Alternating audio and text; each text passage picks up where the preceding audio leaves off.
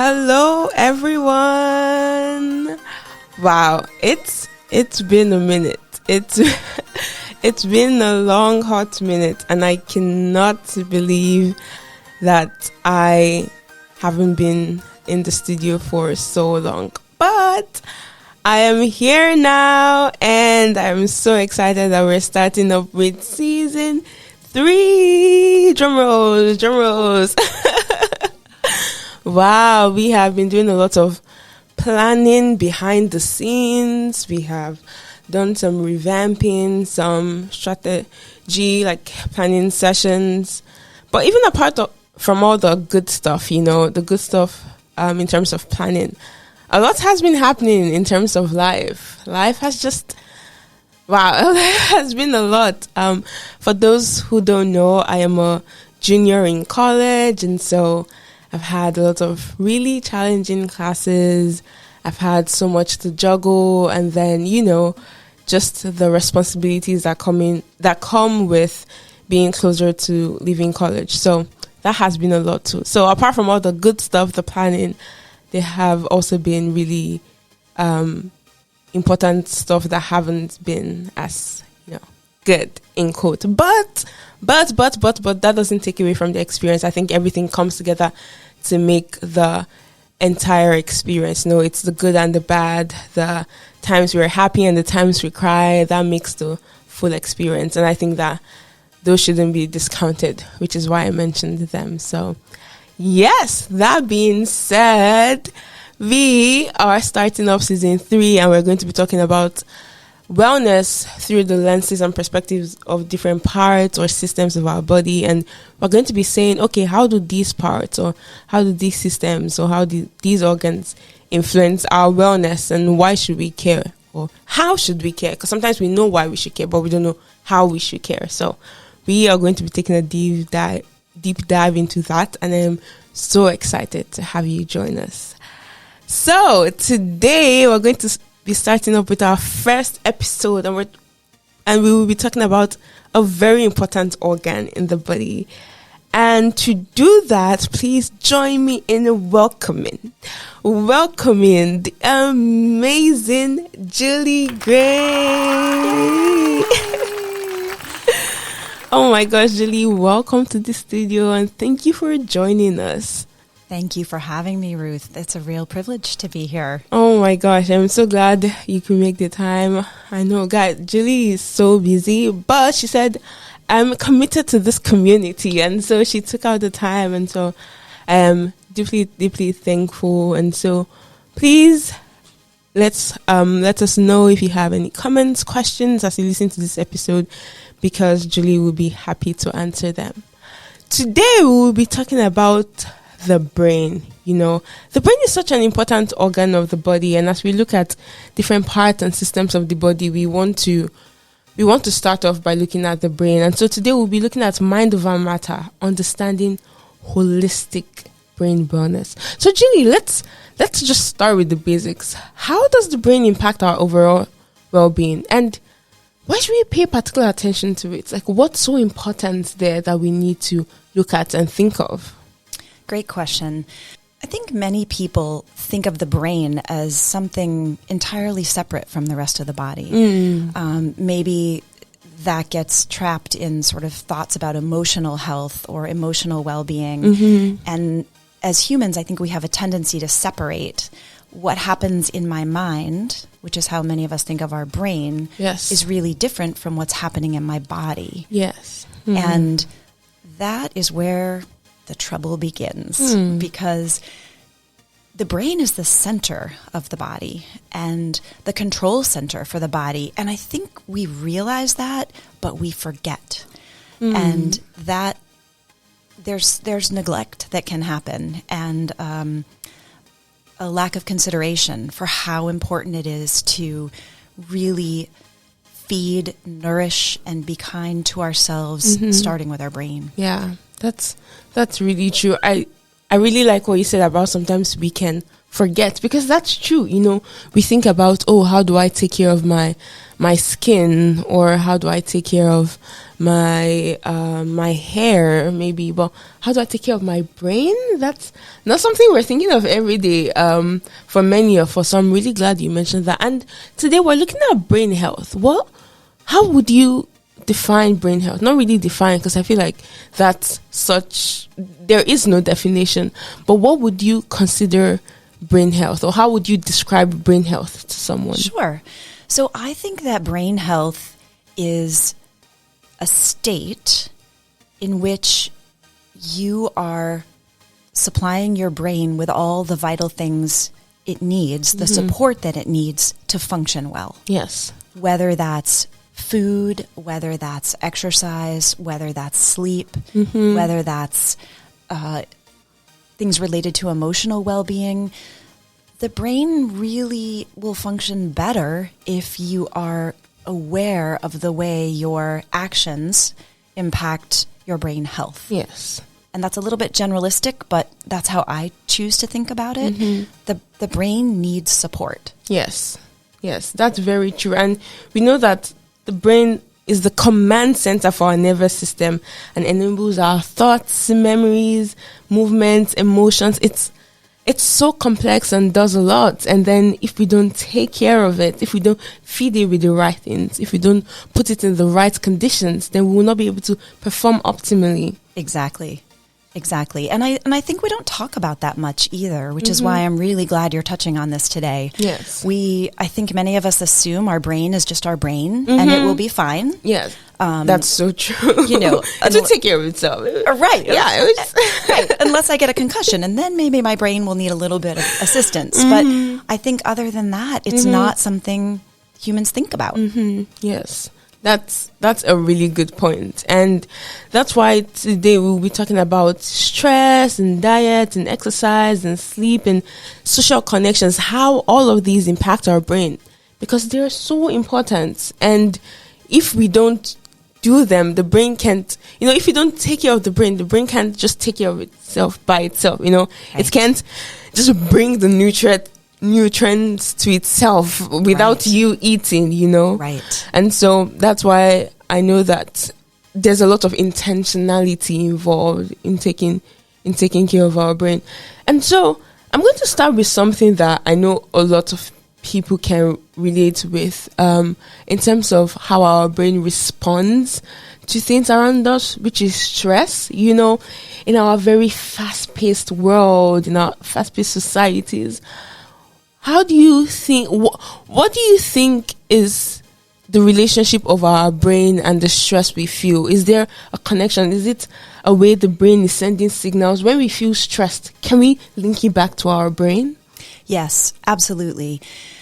When we think about hormones that are produced or increased or decreased in the presence of stress, yes. When we think about how our autonomic nervous system works in terms of physical changes that happen when we are experiencing stress that are dictated by the brain. For instance, your heart rate could increase. Yes. You could put out more acid in your stomach. You could experience dry mouth. You could experience lightheadedness. There's just a myriad of things that can happen. And the interaction is complex with the brain and the body, but the brain is really where those changes start from. Yes. And when you think about what's needed to interrupt the signals that the brain might send to the body under stressful conditions, that's where I think we can change the way we respond. It's catching those signals and interrupting them. And that's really the basis for things like intentional meditation or exercise or getting off screens or just taking a moment to give yourself a chance to let stress levels decrease. Yes. Unfortunately, sometimes the stress levels come from our own emotions and processing, and how do you get away from that? True. How do you can't just leave your brain behind. And I think a lot of times that's one thing that humans wish they could do. Like if I could just turn off my brain. Right. I feel like I hear people say that, oh, I want to rest. I wish I could turn off my brain because my Yes. brain is just working. Yes. That's at fault when sometimes people struggle with insomnia or they struggle with a lack of attention to studies because their brain just seems like it's doing its own thing. Yes. I think those are some good examples of what happens when you've got a stress response that's dictated by your brain. That's really interesting. You mentioned, mindfulness and meditation, and it's something I was going to ask about. Why are these practices so important for the brain? I know you spoke on it a bit, but I'd really love to delve more into this because with the abundance of information we have about mindfulness and information, sometimes I feel as though it might be hard to remember why we need to do this. We've seen it so much, we've heard it so much that we might now forget the core message of why these are important. And so could you again just remind us why we need to do this and why are these so fundamental to our brain health? Sure. I love the way you put that because I think anytime a message is repeated over and over again, it kind of becomes background noise, Yes. right? Like, sure, meditation is something that I've heard about and I probably need to do. And I've heard that message so many times that I've forgotten why. Yes.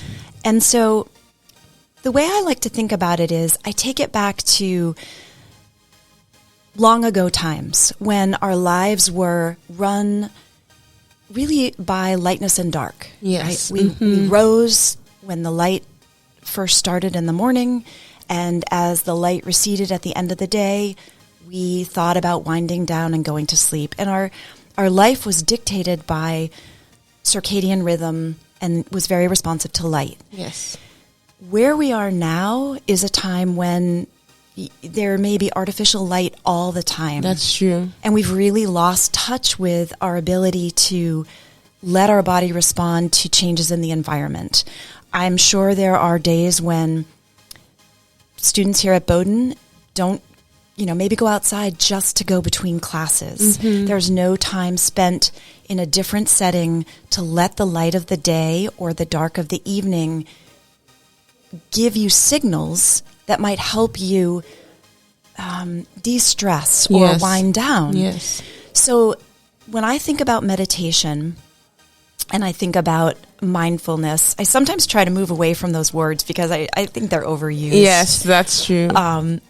And that's just my personal take on it. But I like to think about intentionally attempting to disconnect with all that's happening in your brain and take a moment to perceive what's happening in your body and what's happening in your environment. Because when we're operating up in our head all the time, I think we tend to lose touch with what's happening in the space around us or in our body. And I like to think of yoga or meditation or even intentional time sitting in a quiet space and being aware of a time to reset. Yes. When you can just give thought to where you are in time and space, where your body is, what your fingers feel like, what might you feel like in your heart, in your belly. Getting out of your head, because that's where we spend most of our day. That's true. I feel is upstairs. Yes, that's true. So to me, the importance of that is it's a reset. So it's a time where you will have physiologic responses to that disconnection with the upstairs of your body. And I like to think of it as soothing things that will happen in your body in response to getting out of your head. Your heart rate lowers. Your breathing rate tends to lower.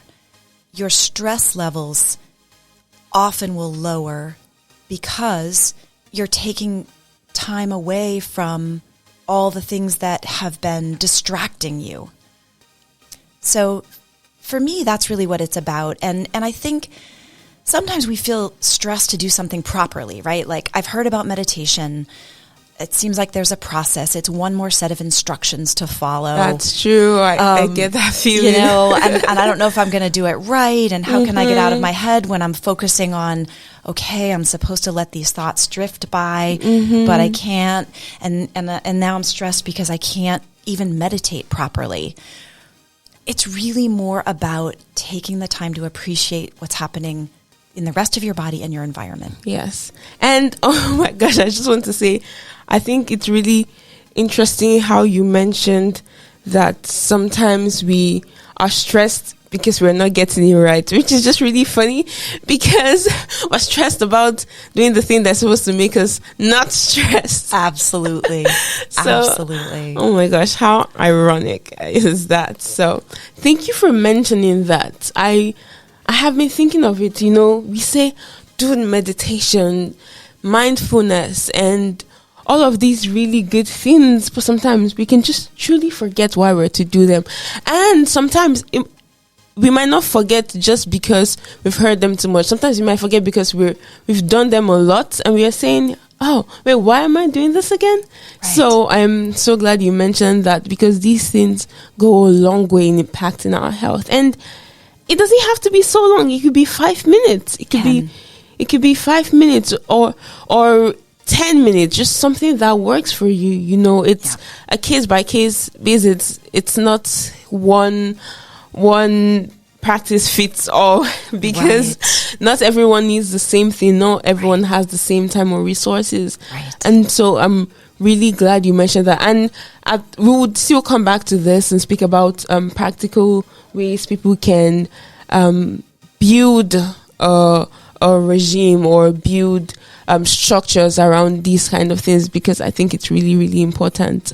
But before we go to that, at the beginning of this episode, you spoke about feeding your brain with the right things. And so speaking of feeding, I would really love us to touch on diet and nutrition and how that plays a significant role in our brain health because I am so sure that our brain eats. That's so important. It's an organ, it's living, it's working, it's doing so many things. So I am so sure that it needs a lot of nutrients and it needs to be taken care of in terms of what we eat. And so could we talk about diet and the role it plays in our health? I know there are many brain boosting foods which we will list out later, but just generally, why is this so important and what are the ways we can forget to properly feed our brains? Sure.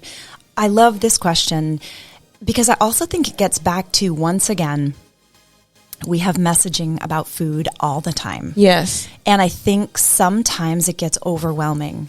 There can be, you can hear about one style of eating or another style. I feel like things come in and out of fad when it comes to food. Yes. So in general, the way I like to approach this is to keep it simple. Your brain needs fat. It needs carbohydrates. It needs proteins. Mm-hmm. Those are the 3 building blocks of diet. Mm-hmm. And in general, the closer we can keep our foods to their natural state, the better. Yes. When we start getting into processed foods, when we start moving into maybe fads of styles of eating, yes, that's when imbalance happens. Mm-hmm. For instance, something that I see commonly, and it's probably left over from my day, but I think there can be this sense that all fats are bad. We're a weight conscious society. I think college years are a particularly tough time of trying to balance weight consciousness with style of eating. For many, they're either away from foods that they traditionally ate at home. That's true. Or dealing with dining hall and having overwhelming choices. And rather than prescribe a particular type of diet, I usually say look for balance. Balance. So balance. There are plenty of healthy fats. The fat that you find in a potato chip is really different than the fat that you find in an avocado. Ah, that's so true. You know, the carbohydrate that you find in oats is going to be very different than the carbohydrate that you find in processed white bread. That's true. So it doesn't have to be overwhelming. I think when you're looking at foods, you want to look at vegetables and fruits and meats and eggs and things that look much as they do in their natural state. And that rule of thumb, I think, can help most everyone, because the rest is really confusing. There's just a lot of mixed messaging. There is. And your brain, when it's undernourished, so if you are operating in a calorie deficit because maybe you're restricting your calorie intake in an attempt to lose weight, that affects your brain. When you are operating at a very low weight, if you're significantly underweight, your body will begin to protect major organs. And while we might think that the brain is a major organ, the body is not going to operate that way. There's going to be deprivation at the brain level that is really impactful.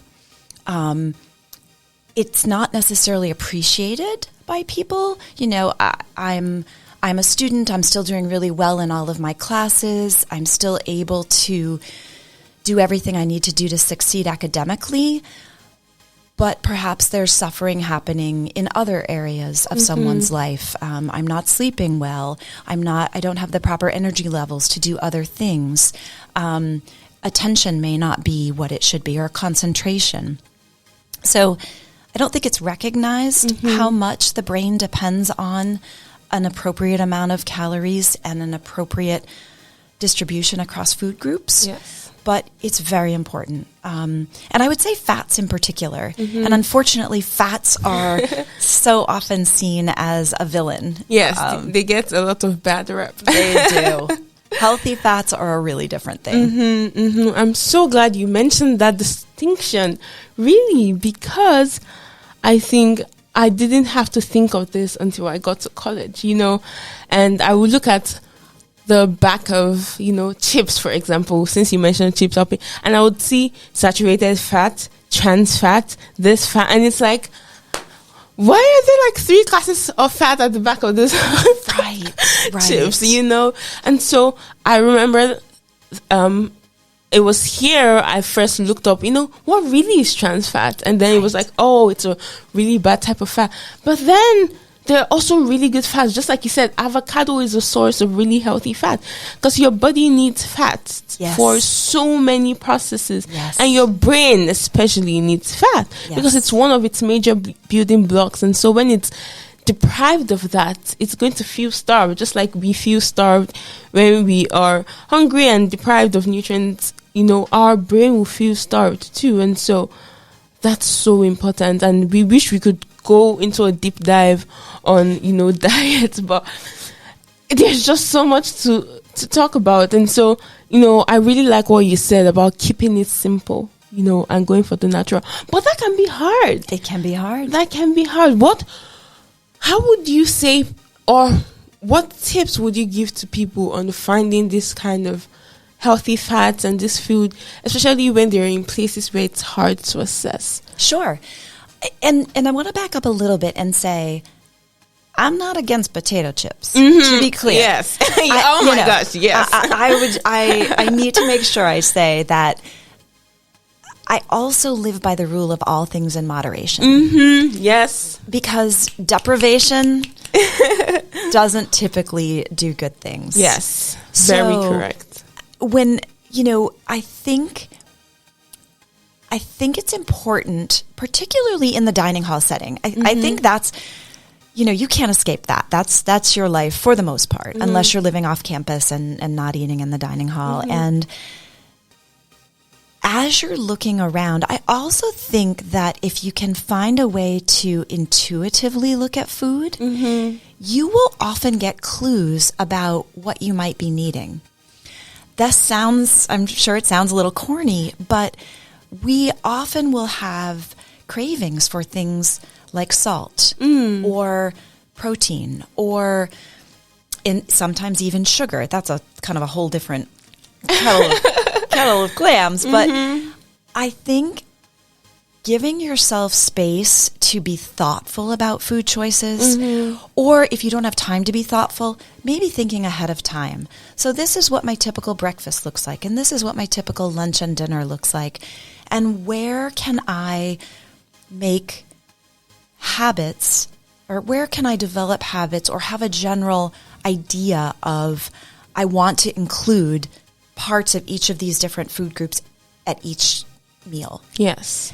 And I think that's not always what we do, right? If you go to the dining hall and they're serving lasagna and there's garlic bread and then you see a dessert that catches your eye, and maybe after dinner you realize all you've consumed is, pasta, cheese, and sugar. That might need a little revision. You know, maybe you could add to that. But it's having an awareness of, I need to include basic components of all types of food when possible. Yes. And again, that intuitive, which many of us are not in touch with our intuitive, we're operating, stress will maybe force us or push us in the direction of how to satisfy cravings, how to get a rush of feel-good hormones based on what we just chose to eat. Yes. So again, it's stepping back and thinking and having a little intentionality. That's so true. And I know that we spoke about the context of, let's say, Bowden and the dining, but this also really applies to our listeners outside Bowden. Yes. Very much. Yes. Because maybe you're looking around your kitchen, or maybe you're in a restaurant looking at a menu. Yes. That's such a big one. It's true no matter where you're at in life. Yes. These choices and this need to take a moment and search within yourself for what you might be craving. That might be exactly what you need. That's so true. And, sometimes when we speak about cravings, we only think about cravings for sweet things, maybe ice cream. But no, the body craves for so much more. And that's how the body tells us what it wants. And so sometimes we might think that we're craving for, maybe this piece of cookie, but maybe what we're craving for is more carbs because we are low on carbs, Right. And so, yes, I'm so glad that you mentioned craving in the light of our body's needs, not just in the light of, satisfying our sweet needs, because sometimes I feel like that's the only thing I think of when I hear the word craving. Me too. Yep. So I'm so glad we were able to touch on that. And now that we've spoken about diet and how it impacts brain health, again, there's so much that could have been said on this. This is such an extensive topic that we could have one episode for each of these soft points, really, because there are so many, but we're trying to touch on them in the best way we can so that we can touch on multiple things in this episode. And so we've spoken about diet and stress, things that impact our brain and our brain's response to things. And now we want to look at social connections. Diet and stress are things we might think about more, but social connections, I don't think we think about that a lot. But you won't believe how important relationships are for our brain health, because creating and nurturing connections with others keeps, life fun and interesting. And this has been linked to lower blood pressure, lower risk of dementia, just things that are so important to our health that we might not necessarily link to our brain. And so I would really love us to speak about relationships and our brain health. What would you say is the role of healthy relationships, on not just healthy relationships in general in our brain health, because even unhealthy relationships play a role in our brain health. So both of those kinds of relationships play roles. And so what would you say those roles are? This is a great question, and I'm actually not sure that I'm the expert to answer that in a technical way.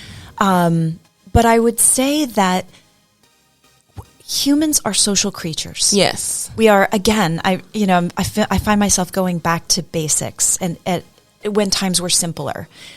we are not meant to be isolated creatures. We feel better. I think every aspect of our health is improved when we're interacting with other humans. That's true. That need to feel connected, to feel companionship, to feel understood. Yes. To express our emotions, to process our emotions, to know that we're not alone in the world. Yes.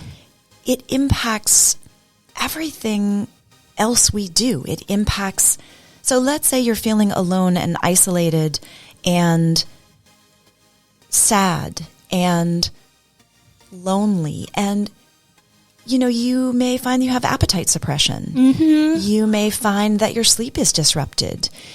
If you're having negative interactions with someone, the same things can happen. But again, it gets back to what happens in your brain affects your body. Yes. So when you're feeling pleasure in connecting with another human, there are feel-good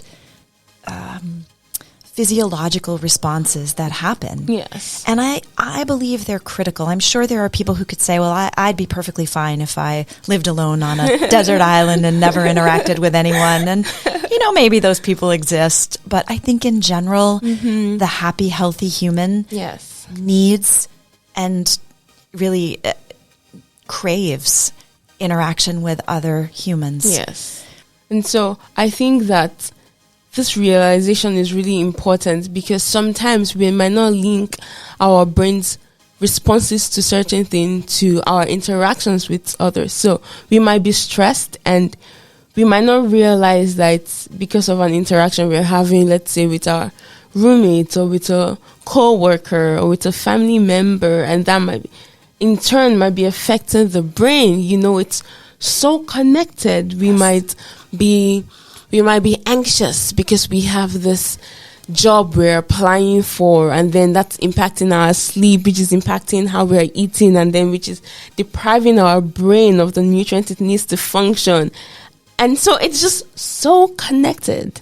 It's just so connected. And so I really would love to think about this more, and I would encourage all of us to think about this more. How are my relationships impacting how I feel and possibly impacting my brain? We spoke about this. I think this was the first episode we recorded this year, our health and our relationships. So those are so important. And I would encourage everyone really to just take time and think about them, because they are so important. And you mentioned sleep, which is something, we definitely have to talk about, because we spoke about social connections where we're interacting with people. So now let's speak about something we're doing where it's just us alone and our bodies, which is sleep. When we're sleeping, it's just our body resting and working internally to regulate things. And so sleep is crucial. Just that's the message. Sleep is crucial. But we often struggle with it because, again, we live in such a fast-paced world. We want to do the maximum amount of things we can, and sometimes we are pushing back on sleep so that we can do all these things. And this is not even calling anyone out. None of this is calling, because we face that. I need to tell you when I went to bed last night, because I had so much work to do. So, this is something that happens to all of us, and I'm not an exception. I truly am not. And so we often struggle with irregular schedules just because of the nature of things. But we can strive to make sure that we're doing our brain good by giving it sleep. And so even on the days where, we don't get enough sleep, that shouldn't be a constant, So how would you say sleep is crucial, or why would you say sleep is crucial for our brain health? I love to talk about sleep. I think that sleep is the underrated life factor. In order, and there have been great studies around this, sleep is the number one predictor of success on every level: social, academic, athletic, health, Wow. Number one predictor? Number one, good sleep is the single most important thing you can do to be a successful human. And that really, thinking about it that way helps me put sleep up where it should be in my priorities. We think about, because we're not awake and because we're not conscious of what's happening when we're sleeping, I think we imagine that we're just laying there and not much is really happening. But there are arguably more important vital functions that happen in your brain when you're sleeping than when you're awake. That's so true. You're regulating your organs. You are converting short-term memories into long-term memories. I think one of the things I wish, if I could just be like a magic fairy godmother, when someone's trying to decide about pulling an all-nighter for an exam, if I could be there to say, listen, if you study hard, give yourself time to sleep, let those short-term memories become longer-term memories, maybe wake up a little bit earlier, refresh your memory, and go to the test, you're going to perform better than if you're operating on no sleep and you crammed all this information in your head, which has not yet had a chance to process. That's so true. And I see that all the time. We need to remember that our brain is really active when we're sleeping. And then I think the question quickly becomes, well, what do I do to help myself get better sleep? And I also try to stay away from catchphrases like sleep hygiene. How many times? No one wants to hear that anymore, really. Again, it feels like, oh, yes, these are things I know I'm supposed to do. And I don't want to think about them. I can't do them. I'm in college. I can't control, or I'm anywhere. I can't control, this and that about my sleep environment. But it's really, there are gains to be had in very small changes. Yes. Again, your body craves routine. And back in the day when we didn't have artificial lighting and screens and all these ways of stimulating our brain 24 hours a day, it got dark. And you didn't have a light source except maybe a candle. And your brain began to shut down in a way from active daily life to transition to sleep. Yes. And you would fall asleep. You would have the hours of darkness to sleep. Your brain would cycle through multiple REM sessions. And all these good things would happen while you were sleeping. And you would wake up refreshed and ready for the day. We don't necessarily have that anymore. Yeah. It's trickier. You have a roommate. You live in a dorm, or you live in a home where you've got small children, or so anything you can do to, and look at me, I feel like I'm talking about sleep hygiene like you didn't even ask me that, but here I go. But I think it can be super simple. Yes. You need some type of routine. And I think even if your schedule Monday to Friday looks very different from the weekend, like maybe Monday through Friday, you get up at 8 a.m. to tend to your life, and on the weekend you can sleep in. You can move yourself to a more evenly based sleep period, and that will help you overall. So I'm not suggesting that you don't sleep in on the weekend. I get that, most everyone's tired. Yeah. And but the catch-up sleep is not as effective as continuous, regulated hours of sleep. So true. You do not have this. The same things don't happen in your brain when you have catch-up sleep as happen in a night of continuous sleep where you're cycling through multiple times of REM sleep. That's true. So I think anything someone can do to create a routine is what's helpful.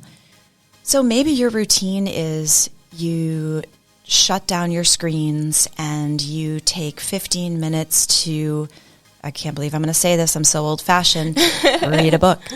Or that's timeless, reading a book. Right? I don't know who even has a book that's not academic in their room, but, or around. But it doesn't have to be that. It can be a signal to your brain that, okay, we are now getting ready for sleep. Mm-hmm. And one of the things, and I'm going to mention this because I feel like I wind up saying it every single day in the office.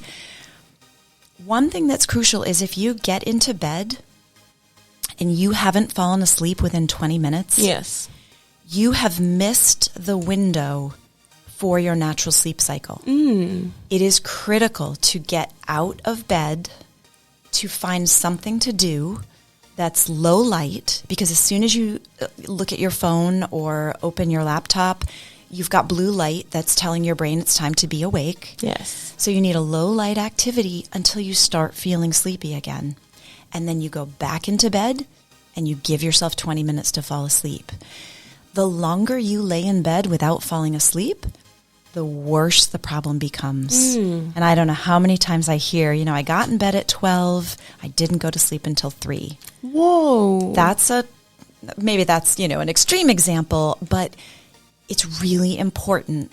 I think of it as like surfing in the ocean. You've got to catch the wave. Yes. So that's one tip I think that everyone can benefit from, whether you're experiencing occasional inability to fall asleep or whether sleep is really hard for you every night. That's a tactic you can try. Mm-hmm. That's really, I'm glad you pointed that out. And I just want to add that sleep is a whole topic. In fact, we had 2 episodes on that because it's so important. And, especially for more chronic conditions. Yes. More diagnosis and treatment is needed, and we can't cover all of that in this session. But, these are some tips we think are very, very vital for everyone, regardless of where you are with sleep. And even if you have a good sleeping schedule, it's good to think on these things. Yes. So, yes, thank you so much, Julie, for mentioning that about sleep. Because, yes, many of us struggle, especially at certain points in our lives. But sleep is so crucial. It's so important. It's a vital time for your body. Mm-hmm. The cellular regeneration that happens, there's on so many levels, there are things that happen while you're sleeping that are vital to having a good life. Yes, that's so true.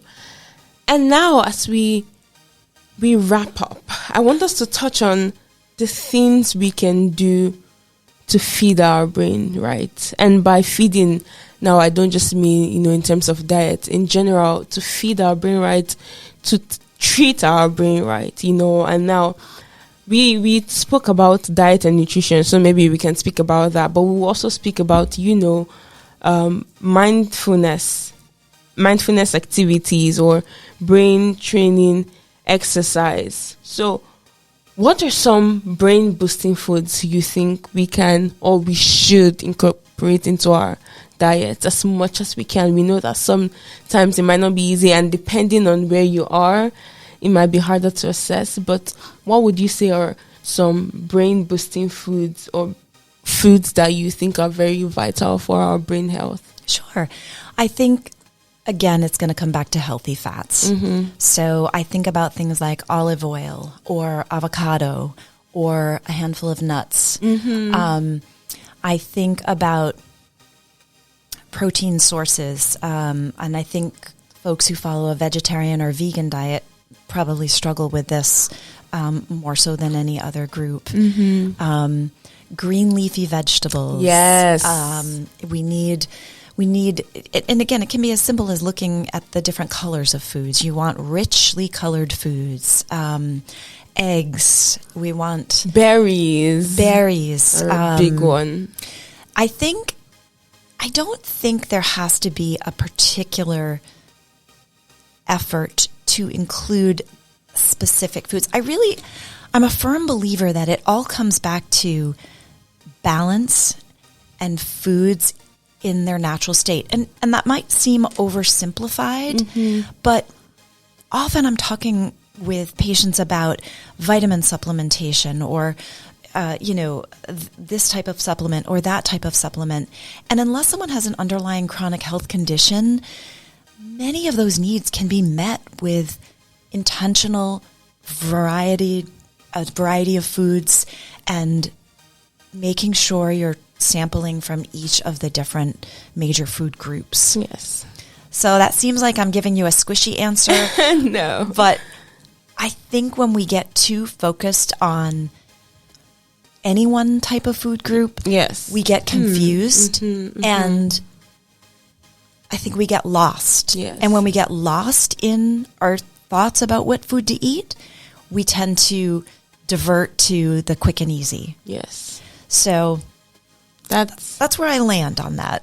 No, I think that is really impactful because that's true. Berries and green leafy vegetables and nuts are really important, and I think it can be overwhelming to constantly think of, okay, do I have this and this and this and this and this on my plate? Because it's not meant to be a checklist. Right. It's, okay, based on the things I have, how can I give my body the nutrient it needs? Based on what's available to me, how can I maximize that for my brain? Not, oh my gosh, I can't find berries. Now I'm going to search all of earth to find berries, even though berries are not available where I am. No. Right. That way you're even now going to be stressed, and we don't want that. We don't want stress. Right. So I'm really glad you mentioned that balance. How can I use what I have to get what I want? How can I maximize the things? And as you rightly mentioned, things that are as closest to their natural state, because many of these processed foods have gone through various processes that have extracted the things you need from them, Right. So that's really important. And I know that, again, this can seem oversimplified, like you said, but it's not. These simple things can often be forgotten or missed or left aside while we're chasing for the complex, calendars and schemes. Yes.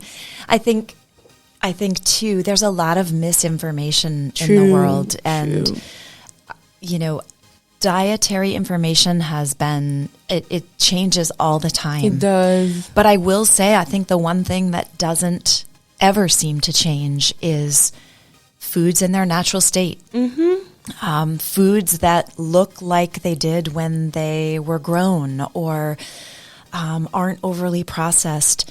I've really, in my 30 years of medical experience, I've never seen, eggs might have gotten some grief back in the cholesterol days, but I've not seen, and oils also got a bad rap back in the day when, we thought that low-fat diet was the key, and so we added sugar to everything and completely fouled up our process. But I think in general, really no one's ever had a lot of bad things to say about fruits and vegetables and whole grain carbohydrates. And so that's where I think our attention should be focused. Yes, I definitely agree. And now that we've spoken about how we can feed our brains in terms of food, how can we feed our brains in terms of the things we're doing to it? What are some brain boosting exercises or activities you think we can do to make sure our brain is being cared for? I know people say things like, pick a new skill, which I think is really valuable. Read a book. Interesting. This is an interesting fact. So a very good friend, shout out to you, Dora, gifted me a book last week and he sent it. And I have been struggling with consistently reading books outside school, but he sent me this book and I have read it consistently every day since when he sent it last week, and that has helped me, just being able to take out time in my day to read this book that is not for school, not for an assignment, but something that just is for my personal development. Taking out that 10-15 minutes from my day has been so helpful, and I might not be able to see it exactly, but I know that it's doing so much to my brain. And so that's one of the ways I'm particularly trying to incorporate brain boosting activities for myself. And so what are some other brain boosting activities, regardless of how small they might be, that you think we can all incorporate for healthier brain? Sure.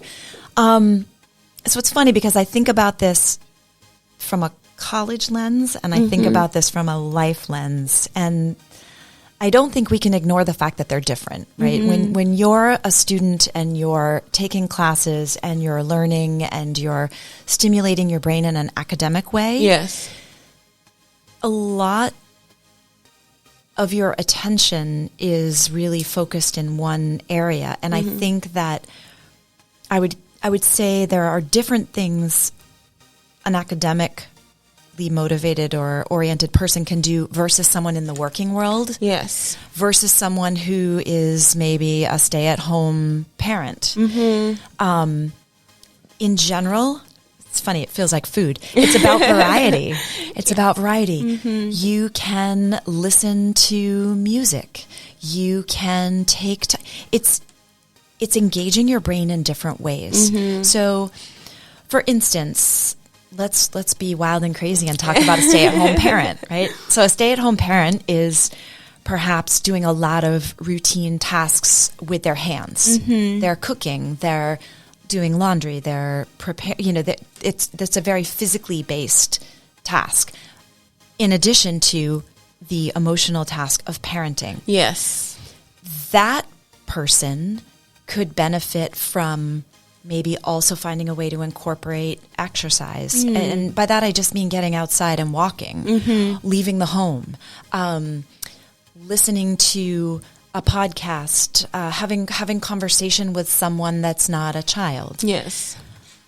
Someone who's academically involved and up to their eyeballs in classes and academic work perhaps needs to or could benefit from attending a concert that's a different type of music than they've experienced before, or listening to music that's different, or doodling, or going to the craft center and using their hands to work on something that's very different from writing or keyboarding or any of it's the variety that's important. I think for everyone, getting outside in nature is critical. And that's not necessarily scurrying from one building to another across campus. It's taking time to be outside, to take a deep breath, to feel the sun on your skin, to listen to the noises around you. So true. That type of really intentional soaking in of a different environment. Yes. Yes. I don't think that there is a lot in terms of academic programs or, apps or, how important is it for someone who's going to class every day to do a crossword puzzle? Yeah. I don't know that that's critical, but for someone who's not engaged in academics, doing a crossword puzzle every day might actually be a way to help them continue using their brain differently. Yes. That's, I think it's really interesting that you mentioned that, because based on where we're at and what we're doing, these exercises will vary.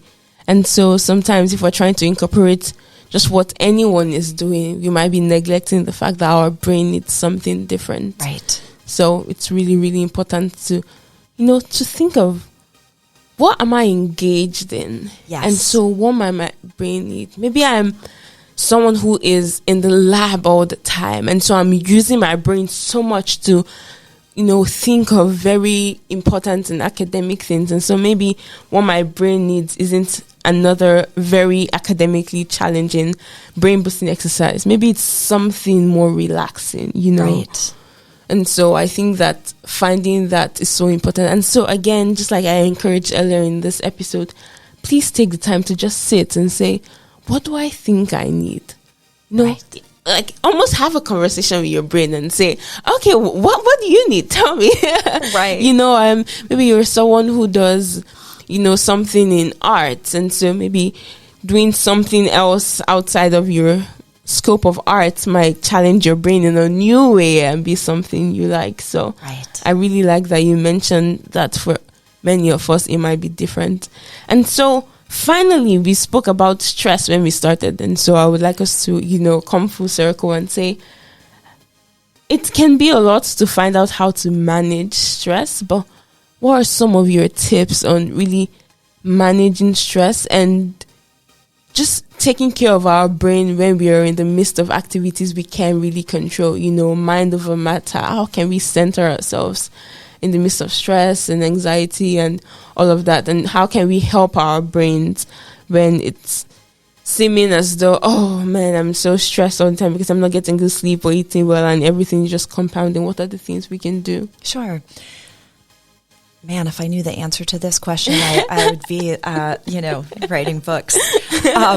I think the very first step is recognition. Mm-hmm. I think many of us, most of us, are not picking up on how we're responding to stress or how we're experiencing stress until we are really far down the path. Mm-hmm.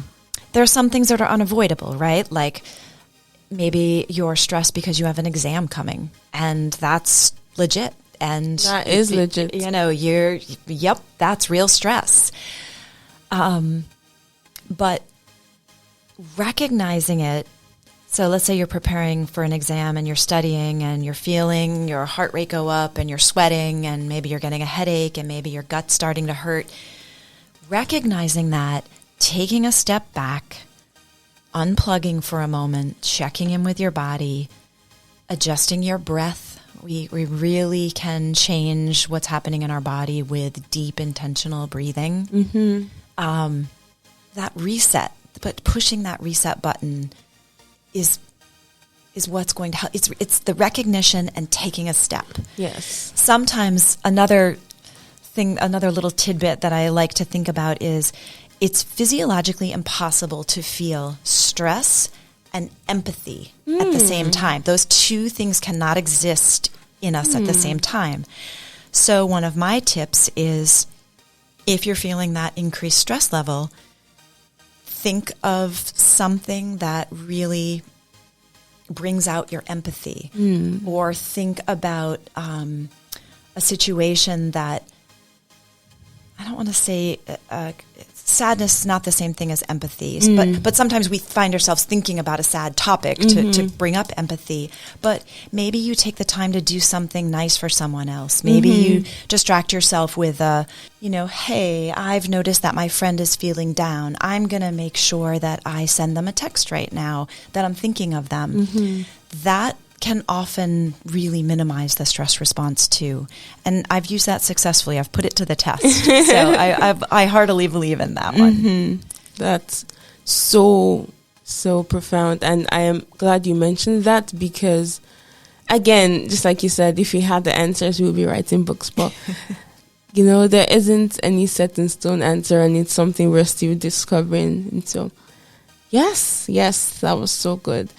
With that, we're going to wrap up today's episode. Again, the whole message of this episode, really, because, we've covered a lot. It's just that your brain is such an essential organ. Really, it does many things to help your body with its essential functions, and we really should work hard to keep it healthy. It's such an important organ, and as a result of keeping it healthy, it's in turn going to help us. And so I really want us to think of, how can I take care of my brain and how can I make my brain happy?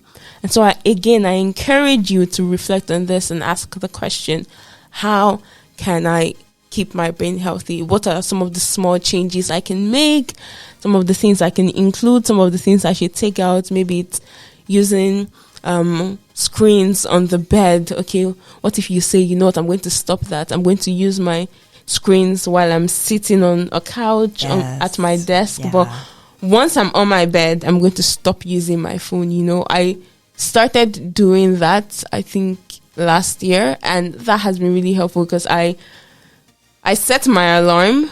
I think I set my alarm before I go brush, so that I know it's just a few minutes before I go to bed, but I try to give myself some time before I head to bed. So I set my alarm and keep my phone down, and then I go brush, and then I do the things I need to do, then I go to bed. Even if I'm going to bed late or later than usual, I try to do that, to just give myself some time before I sleep, some distance between the last time I looked at my screen and when I go to bed. So, small changes like that. Or if it's, I won't look at my phone the first thing when I wake up, so that that's not the first thing that is stimulating my brain. I'm going to, small changes like that, or I'm going to be more intentional about the things I'm feeding my mind in terms of messages, because we didn't have time to go into that, but that's another big thing, the messages that our mind receives that can contribute to our emotions, and so many things. Again, we could have had an episode for each of these topics, yes, but we couldn't. And so, yes, these things are really important. And Julie, before I wrap up the episode, what would you just say generally is your take-home message from this episode? Well, you actually just hit on it. Mm-hmm. I think we're really good as humans at being fully on or fully off. Mm. And it's small changes. You don't have to revamp your whole diet. You don't have to revamp your whole day, your whole way of moving in the world. If you can make small, intentional changes, that's much more important than trying to change everything at once or take on a whole new way of being. Yes. But it's actually, we think of it, I think, sometimes as too hard or not making enough of a difference. Mm-hmm. If I go outside and intentionally walk for 15 minutes a day, that's not going to do anything for me. It really can. Going to bed 10 minutes earlier can make a huge difference. Yes. So my take-home message is it's small changes. It's small changes. And really understanding that small changes are enough. Small changes. And so we're going to leave you with that. Thank you for joining us for this entire episode. I hope that you gained a lot, because I certainly did. Just sitting here listening and reflecting on my own experiences has been very impactful for me. And so I hope that you have taken away a lot from this episode. Please definitely send us your questions, your comments. You can even respond on whatever app you're listening to. Yes, a few of the apps have the options for you to send in a comment. So please utilize that. Tell us, just, let us know one way you're going to incorporate brain boosting exercises, or one way you're going to feed your brain right. Trust me, we would truly love to hear back from you. Julie would love to hear back from you, and I would love to, and the rest of the team will hear back from you how you're going to incorporate these brain boosting exercises. And again, if you have questions, definitely feel free to reach out, because we would love to hear. Don't forget to share this with your friends, families, whoever you think needs to hear this, because I know that a lot of us do. And when you share this with people, you're helping them be more intentional about their health. And that's very valuable. There's nothing as amazing and valuable as you telling someone, I care about your health, and that's why I think you should listen to this. So please also share this with other people will benefit from this, because I know for sure that they will. With that, we have come to wrap of our first episode in season 3. Thank you again, Julie, for joining me. I am truly thankful that you took out this time to be here and to share from your wealth of knowledge and experience and expertise in health and wellness. We hope to see you again soon, but until then, please take care of yourself. We know that you're showing up for students here on campus, and we hope that you're showing up for yourself too, because sometimes we give and forget to take care of ourselves. So, well, thanks for all that you do. I think you've got a bright star, and it's really fun to see it take off. Thank you so much, Julie. Well, we hope you all take care of yourselves. Stay tuned for the next season, and if you aren't following us on our social media platforms, definitely do that at Blooming Daily, because we share a lot of tips there and interactive videos and trivia and all sorts of things concerning wellness. So definitely follow us, because we also share a lot of content there. So until next time, be well, and remember that it's progress over perfection. Bye.